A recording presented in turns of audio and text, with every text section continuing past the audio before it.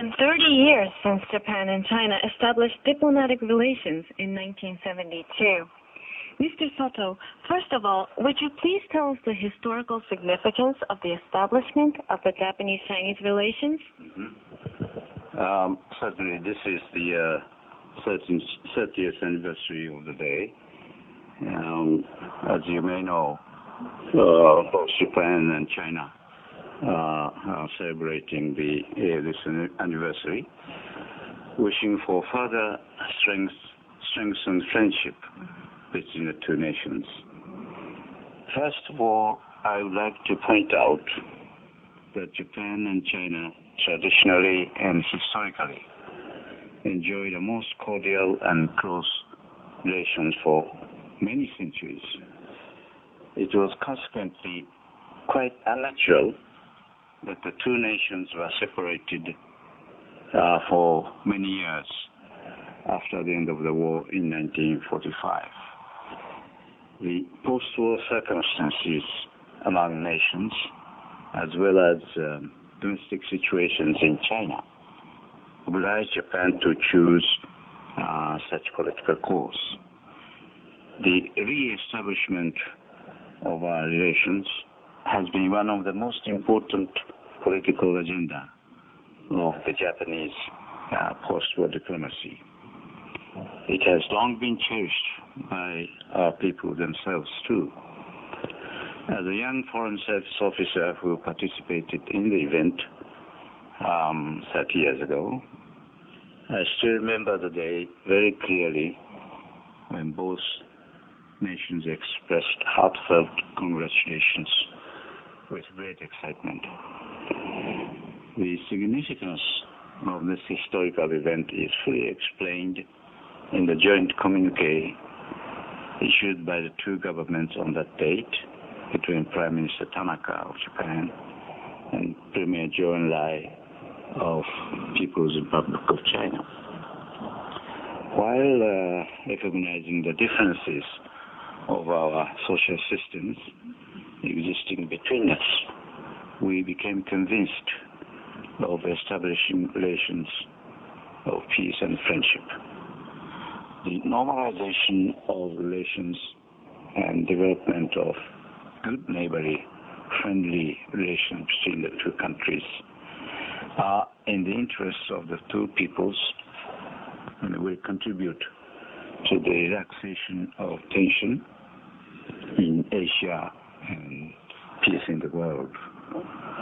This was the policy intention shared mutually by Japan and China at that time, and I believe this is shared even now. On the basis of this policy platform, we agreed on the termination of abnormal state of affairs. The government of Japan recognized the government of People's Republic of China as the sole legal government of China. This indeed added a new page to the annals of relations between two major countries in Asia. We Japanese, of course, are keenly conscious of the responsibility for the serious damage that Japan caused in the past to the Chinese people through war, and deeply reproaches ourselves. This is the foundation on which our normalization was realized.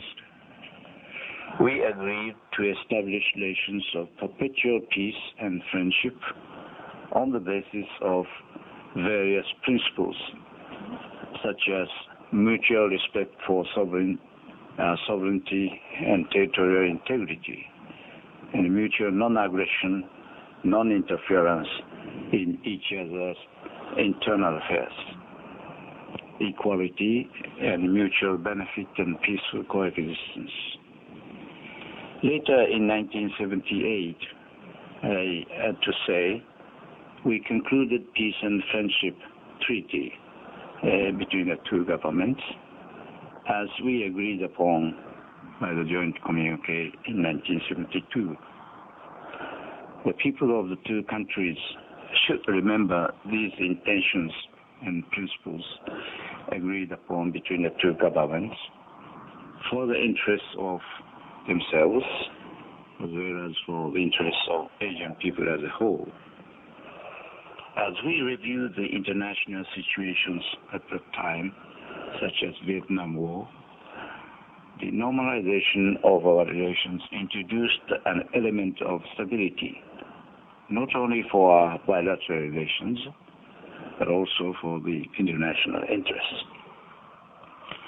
Although I must at the same time mention the visit of President Nixon to China in the spring of 1972, just prior to our normalization, which had an enormous impact on the world affairs as a whole, including Japan-China relations.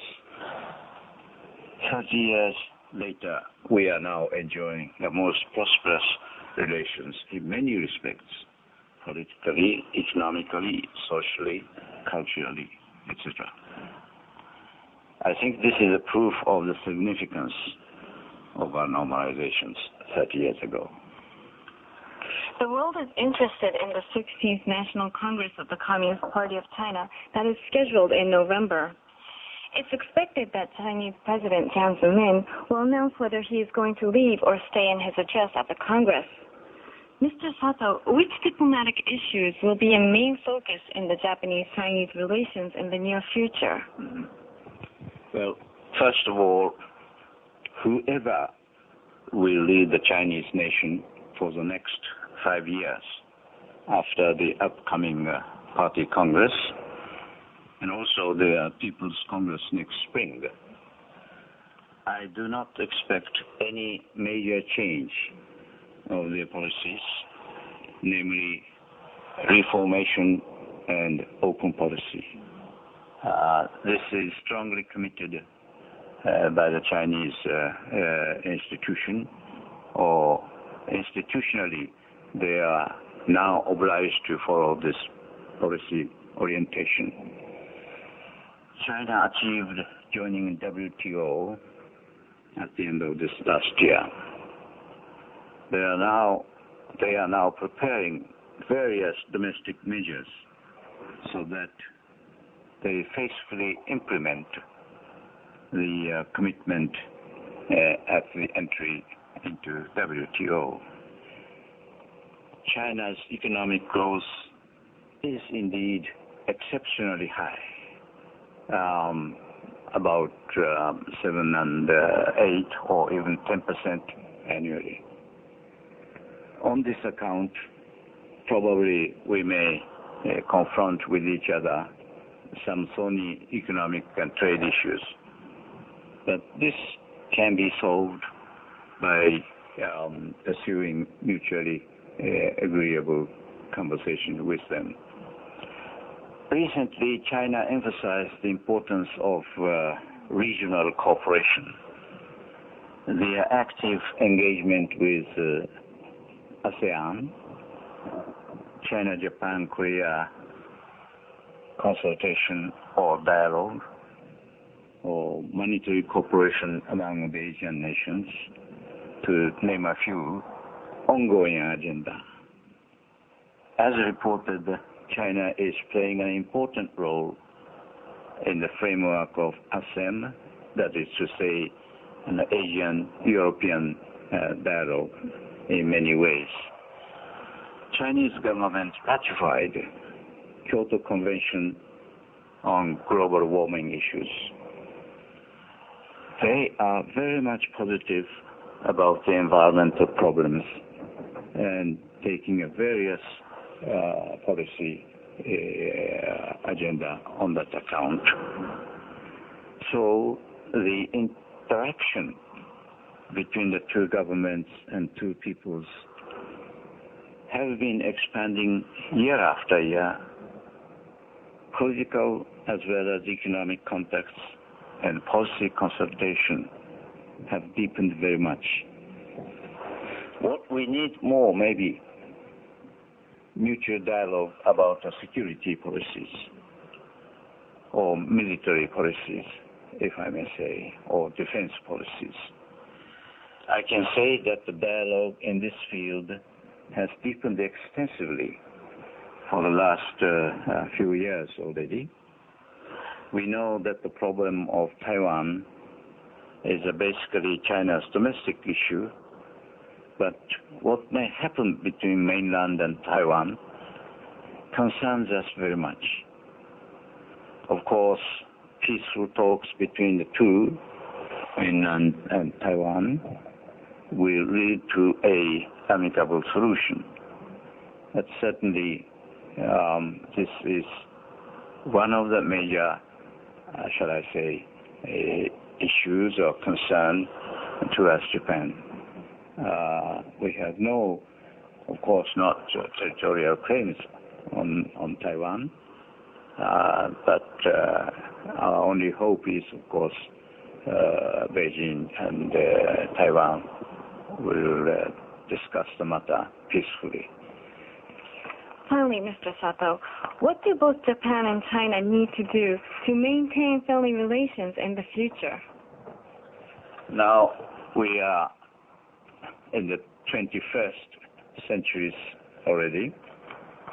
Certainly, we have to explore a new agenda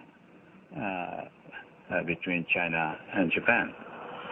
And as you may recall, when President Jiang Zemin visited Japan in 1998, I thought it was November, we agreed to describe our relationship, partnership of friendship and cooperation for peace and development. I think this will explain what we Japanese and Chinese should achieve for the interests of both people, of our people both. Now, having said so, we live in a different social system. Chinese and Japanese system are quite different. But this 20th century, the end of the 20th century, or the beginning of this 21st century, this is the first time both Japan and China to face to each other, which have become such a major country of the world. Reflecting our past history, we have never lived together under such circumstances. So we need a quite close, shall I say, conversation, more and more. And we have to establish more strong relationship based on trust.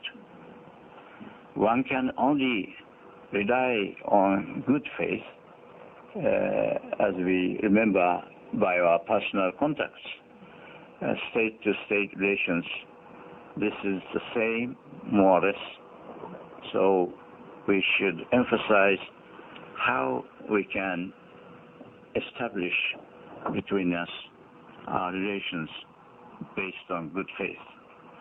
Contacts at the various levels in the many fields are quite essential to this objective. China is changing, and China will change more. The economic growth has produced value issues among citizens. They look for a better life. This has become their norm. Also, a generation is changing, but they are eager to catch up. Inner China is also, inner part of China, western part of China, if I may say, is also developing very fast. So potentiality of the Chinese market is growing day after day. Education is a key area of the Chinese majority. So we need to know such a change which is taking place in China now. And we should recognize how we can engage with her, which is changing so fast. This is my strong conviction out of my experiences in China. Thank you very much.